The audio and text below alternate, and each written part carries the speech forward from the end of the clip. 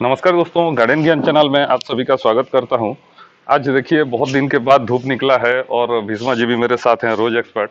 और बहुत सारे लोग कमेंट कर रहे हैं इनका वीडियो आप क्यों नहीं ला रहे हैं। देखिए वीडियो तो बहुत बनाऊंगा आगे और भीष्मा जी भी रेडी हैं सब कुछ बताने के लिए। लेकिन आज कुछ इम्पोर्टेंट पॉइंट हम कवर करेंगे और भीष्मा जी से जानेंगे गुलाब का डोरमेंसी, प्रूनिंग, मल्चिंग, इसके बारे में जो भी हो सके वीडियो में कवर करेंगे। तो वीडियो पे बने रहे। भीष्मा जी नमस्कार। आज तो बहुत दिन के बाद आए हैं आपके ऊपर और प्लांट भी सब डोरमेंसी में है। पूरा पूरा डोरमेंसी में। अच्छा, तो बारिश भी देखिए कल बंद हुआ है। हाँ, तो कैसे देखभाल कर रहे थे इन सभी का? अभी देखिए ये इसको तो जुलाई में रिपोर्टिंग करना चाहिए था। मैं रिपोर्टिंग नहीं कर पाया जुलाई में, थोड़ा मेडिकल प्रॉब्लम के लिए। तो ये 10 तारीख को रिपोर्टिंग किया हूँ। मैं प्रूनिंग करूँगा नवंबर 1 को, तो 50 दिन पहले ये सबको रिपोर्टिंग किया हूँ।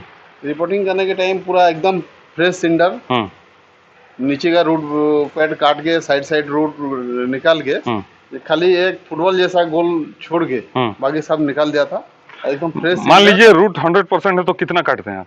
100 मतलब नीचे से 2.5 इंच पूरा। 20%? नीचे से 2.5 इंच पूरा रूट पैड ये हो गया था मेरा। पूरा काट दिया। रूट ब्लैक था कि व्हाइट था? रूट थोड़ा व्हाइट था साइड में, पुराना रूट हो गया था इस साल। और ऊपर का रूट कुछ डिस्टर्ब नहीं किया, साइड का सब झाड़ दिया। जितना वो पुराना ब्लैक रूट था सब साफ कर दिया, खाली गोल करके फुटबॉल जैसा 4 नंबर फुटबॉल बच्चे लोग खेलते हैं उतना छोड़ के बाकी सब निकाल दिया था। और नीचे पूरा जो भी सिंडर डाला हूँ एकदम फ्रेश नया सिंडर डाल के। अच्छा, साल में कितना बार रिपोर्टिंग करना ठीक रहता है? मैं तो 2 बार कर देता हूँ, लेकिन सिंडर में बोल के मिट्टी में जो कर रहा है 3 बार करने से एकदम बढ़िया है। 3 बार करना चाहिए। हाँ, बारिश शुरू जून लास्ट में, अभी अक्टूबर सितंबर लास्ट में, और फिर गर्मी जब शुरू होता है फरवरी पहले, ये टाइम कर देने से प्लांट एकदम अच्छा ग्रोथ ले रहा है, हेल्दी रहता है। हाँ, लेकिन मैं 2 बार ही कर पा रहा हूँ साल में। मैं 3 टाइम है, फरवरी, जून और सितंबर। अच्छा, ये इसी में 2 बार कर लेता हूँ। अच्छा, वहाँ से जो सिंडर निकलता है उसे फिर रीयूज करते हैं या उसे? देखिए ना, मैं सब सीजनल लगाया हूँ इस साल। सब मेरा ये सेवती जो है किशन, ये सब इसका जो सिंडर निकला उसमें लगाया हूँ।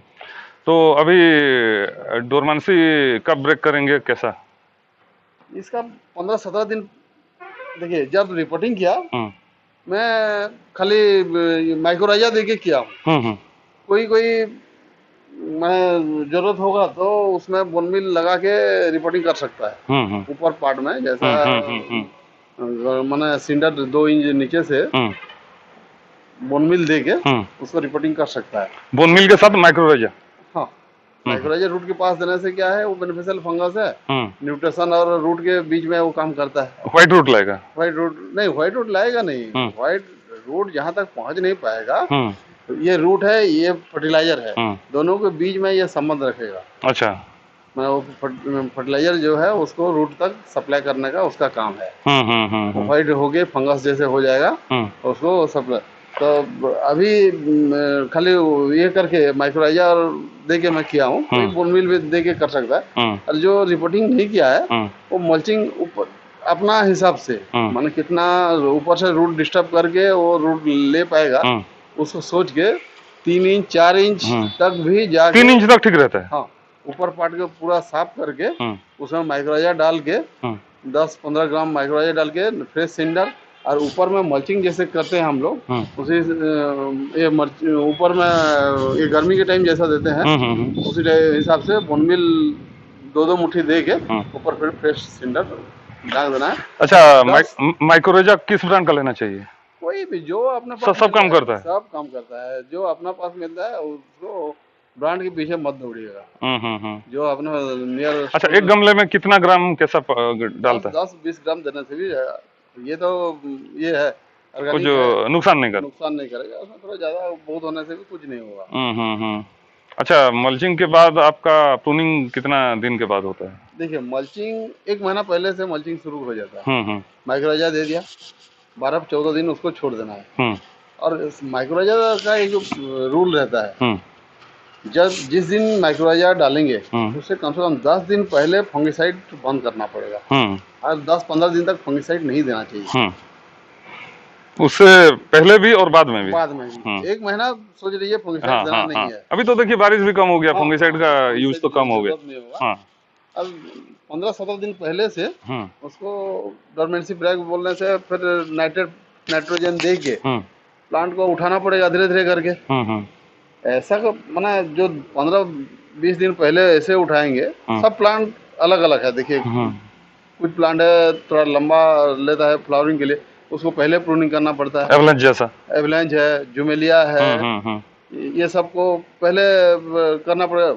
एक मेरा कहने का मतलब गार्डन में एक साथ सब फूल खिलने से गार्डन अच्छा लगता है। और किसी में आज प्रूनिंग किया है, एक फूल आगे पीछे होकर खिलेगा तो मजा नहीं लगेगा। तो उसको हिसाब करके इसको कब करना है उसी हिसाब से उसको धीरे धीरे करके उठाना पड़ेगा। ऐसा करना है जो 10-15 दिन में जितना जहाँ से काटेंगे उसके नीचे जो आँख है, आँख खुलने के लिए पूरा तैयार होगा, तब जाके प्रूनिंग करेंगे। वैसे भी अभी एनर्जी स्टोर हो गया है। पूरा फुल स्टोर करके रखेंगे एनर्जी, और ऐसा प्रूनिंग करेंगे पूरा फटाफट खुलेगा। क्योंकि प्रूनिंग करने के बाद प्रूनिंग जब करेंगे एक भी पत्ता नहीं रहेगा, तो जब तक लीफ नहीं निकलेगा तब तक हम लोग खाना नहीं दे पाएंगे और पानी भी कंट्रोल करके देना पड़ेगा। अब प्रूनिंग करने के पहले देखिए हम लोग अभी थ्रिप्स, माइट्स, जो जो डिजीज है गुलाब में लगता है ना, सब लगा हुआ है। इसीलिए कि आँख नहीं खुले, आँख को बंद करके रखना है। अभी यहाँ पे देखिए कीड़ा भी लगा हुआ। हाँ, कितना बड़ा कीड़ा, कितना बड़ा कीड़ा है, कितना बड़ा कीड़ा देखिए। तो कुछ नहीं कर रहे हैं, तो जो 15-17 दिन पहले डोरमेंसी से पहले जो हम लोग ये शुरू करेंगे खाना ये सब को, उस टाइम पूरा क्लीन करना पड़ेगा। अच्छा, उससे पहले इंसेक्टिसाइड का स्प्रे होगा एकदम। कितना दिन पहले? जो जिसके पास कॉन्फिडेंस मिल रहा है 15-17 दिन से पहले रोज कुछ ना कुछ मार के उसको साफ करना पड़ेगा। जो भी डिजीज है उसमें 1-2 बार पीजीआर मार देना है, 0050 भी मार देना है, 1261 देना है, 1340 देना है, 20-20 05234, ये सबको रोटेट करके एक बार सबको दे देना है। ये सब प्लांट सफिशिएंट गमले में भी देना है, फोलियर भी देना है। फोलियर भी देना है। और सबसे बड़ा चीज है पीएच को ठीक करके रखना पड़ेगा। वो कैसे करेंगे? पीएच देखिए, मैं तो 1 साल हो गया मेरा पीएच का प्रॉब्लम नहीं आ रहा। मैं 3 चीज ये साल मेरा डेवलप हुआ है, मैं खुद काम करके। जैसा पीएच इम्बेलेंस नहीं हो रहा है। दूसरा बात, 1 साल हो गया, आप मैंने क्या सोचेंगे, रेडोमिल गोल्ड खरीद के रखा हूँ, पॉकेट नहीं खुला, इसमें फंगिसाइड नहीं दिया हूँ। तीसरा बात, स्केल नहीं लगा है ये साल। प्लांट सब गैप मेंटेन किया है, इसीलिए हवा भी ठीक आ रहा है। हवा ठीक आ रहा है। जिस टाइम ये मेरा फंगस लगने का टाइम, मैं उसको रिपोर्टिंग कर दिया, तो फंगस और नहीं लग पाया। और रिपोर्टिंग कर देने से ये जो पीएच इम्बेलेंस का वो बहुत बड़ा खेल है। ऊपर से बहुत बोलते हैं, लगता भी है, सल्फ्यूरिक एसिड मैं भी डालता था, और विनेगर भी डालता था, और आलम पाउडर भी डालता था, और मेंटेन करता था। मैं अभी काम करते करते करते करते प्लांट के साथ ऐसा अटैचमेंट आ गया है, कब क्या चाहिए उसको पहले से पता चल जा रहा है और ट्रीटमेंट हो जा रहा है। इसीलिए ये 3 चीज से ये साल मेरे को छुटकारा मिल गया है। बहुत बढ़िया। और मैं पूछ रहा था, आपका प्रूनिंग होने के बाद जी, वो ब्रांच को बड़ा कैसे किया जाता है? देखिए, प्रूनिंग होने के बाद कम से कम 8-10 दिन तक पता निकलेगा नहीं ठीक से। खाली जब जिस दिन से प्रूनिंग हुआ, आप कॉन्फिडर हो या कोई भी इमिडाक्लोपिड है, वो छोटा पाउच आता है, 15-20 रुपया में मिलता है, उसको 2-2 दिन इंटरवल में मारना पड़ेगा। कभी थोड़ा थोड़ा 17% वाला लेना चाहिए कि 70% वाला? 70% जो अच्छा है, जो मिलेगा उसको उस हिसाब से यहाँ यूज करना है। वो होने से मेरा प्लांट ग्रोथ होगा ये सोचना नहीं है। सब जगह में अलग अलग मेडिसिन मिलता है, जहाँ जो मिलता है उसी से हिसाब से करना पड़ेगा। उसके बाद क्या है, पीजीआर जो है अपने पास, मैं जो यूज किया था अगले साल सुपर सोनाटा, थोड़ा थोड़ा नोट खोलने से सुपर सोनाटा भी मानना पड़ेगा। पत्ता, क्योंकि पत्ता शुरू से ही एकदम चकाचक हेल्दी रहना चाहिए, रेड पत्ता निकलना चाहिए जैसे करके भी। उसके बाद धीरे धीरे बढ़ते जाएगा, तो शुरू करके 1261 एक डोज दे देना है। उसके बाद 05234 माने पोटास और रूट जैसे उसको पोटासियम थोड़ा देना है, रूट को भी देखना है। रूट अच्छा रहेगा तो पोटास खा पाएगा, ले पाएगा। हाँ। उसके और जैसा कॉन्फिडर और ये सुपर सोनाटा, इसको तो पूरा रेगुलर 4-5 दिन के इंटरवल में ही यूज करना पड़ेगा। उस टाइम किसी प्रकार डिजीज नहीं आएगा। और पानी जिस टाइम हम लोग ये करते हैं ना, प्रूनिंग करते हैं, पानी बहुत बड़ा इंपॉर्टेंट रोल करता है। मीडिया मस्ट रहेगा, लेकिन सूखने नहीं देना है, सूखने देना नहीं है। रूट वाइट रूट एक बार डैमेज हो गया था, आपका प्लांट 20 दिन पीछे चला जाता है। रूट किसी किस्म से डैमेज नहीं होगा, उतना मस्ट रखना है। और स्टेम को आप दिन में 10 बार भिगा पाएंगे तो और बहुत बढ़िया। उतना तो कोई नहीं कर पाएगा, 3-4 बार कर सकते हैं। नहीं, जितना बार कर पाएंगे उतना मैक्सिमम जितना होगा कर सकते, जितना कर पाएंगे उतना आँख खुलेगा।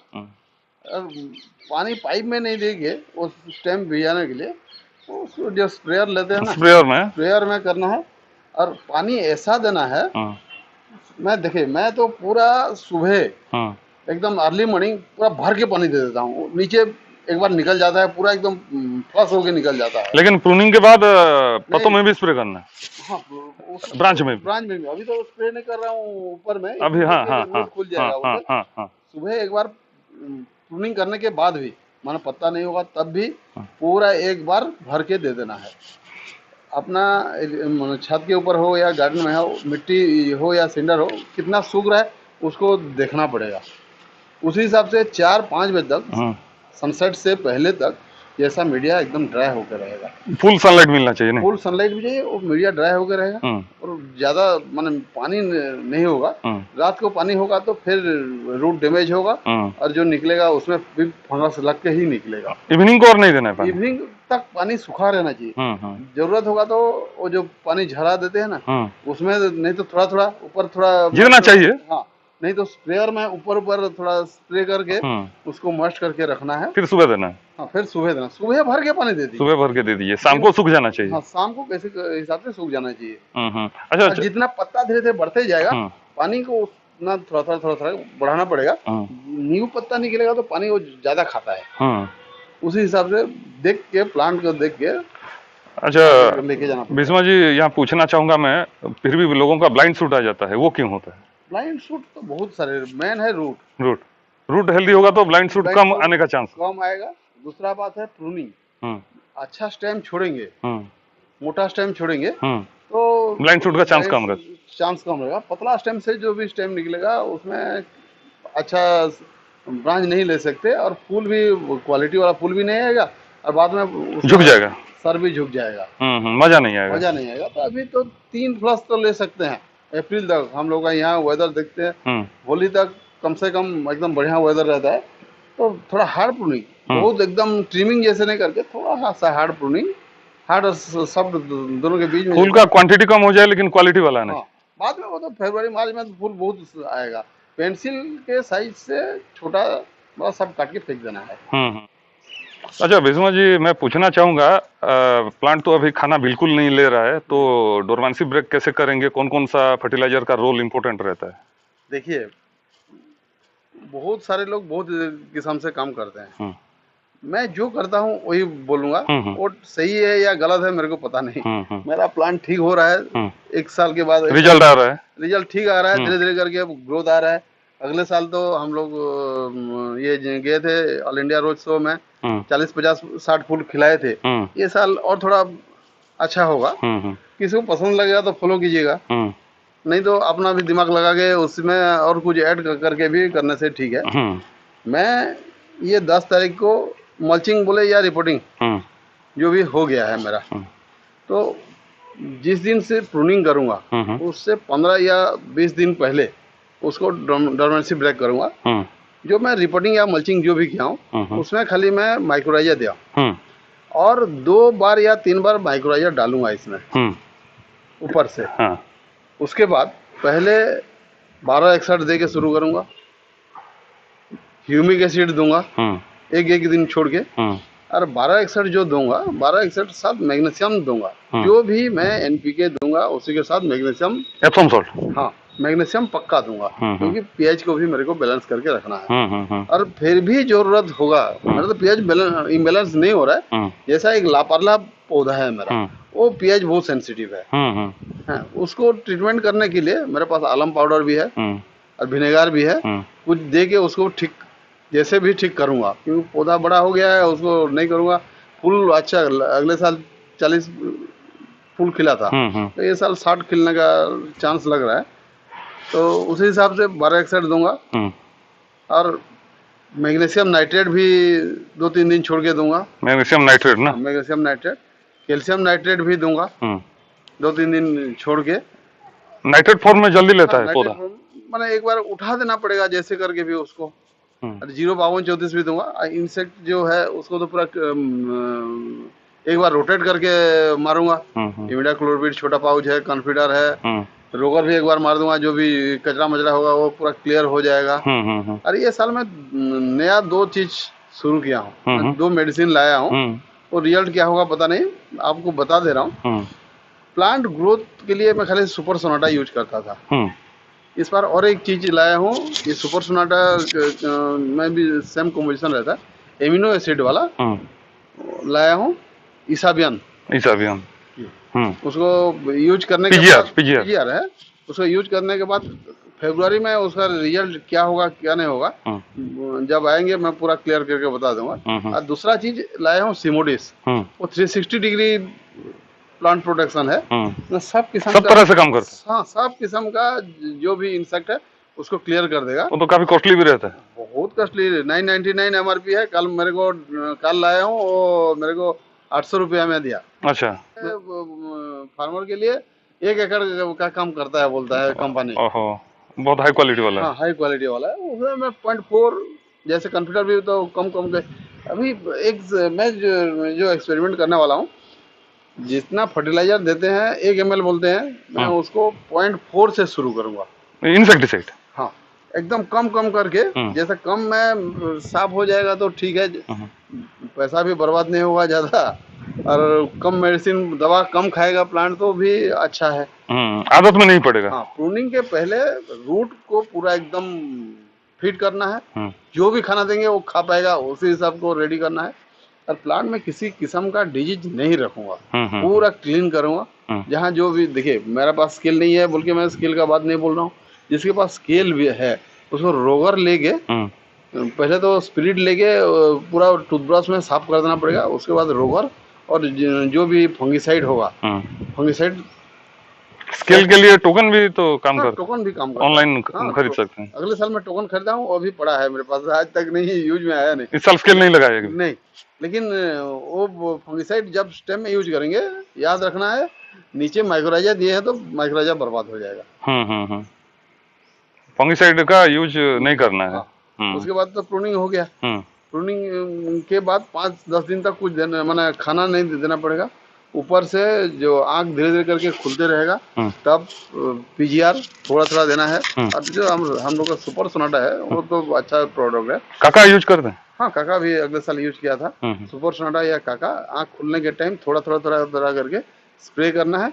और सबसे याद रखना है, स्प्रे करने के टाइम स्टिकर यूज करना है। स्टिकर में मैं एमवे का एक प्रोडक्ट जो आता है, 1 लीटर वाला खरीद लिया हूँ, वो चलता रहता है। और गर्मी में मीडिया में देने से भी मस्त थोड़ा मेंटेन करके रखता है। कोई ब्रांड का स्टिकर ले सकते हैं? कोई भी ले सकते हैं। वो सस्ता 1100 की 1000 रुपया में लाया था। 1 साल से ज्यादा हो गया, वो तो 1 लीटर वाला, वो खत्म होने वाला नहीं है। इतना बड़ा कहाँ खत्म होगा हम लोग के 30-40 पौधा में। और नेक्स्ट वीडियो में कुछ फर्टिलाइजर का इंफॉर्मेशन और प्रूनिंग आप कैसे करते हैं लाइव करके दिखाइएगा। तो दोस्तों, आपका कोई सवाल या कोई अगर क्वेरी है तो जरूर पूछ सकते हैं भीष्मा जी से। कमेंट बॉक्स में आप लिखिए, नेक्स्ट वीडियो में मैं वो सब कवर कर दूंगा। तो आज के लिए बस इतना ही, फिर मिलते हैं और एक नए वीडियो में नई जानकारी के साथ। नमस्कार।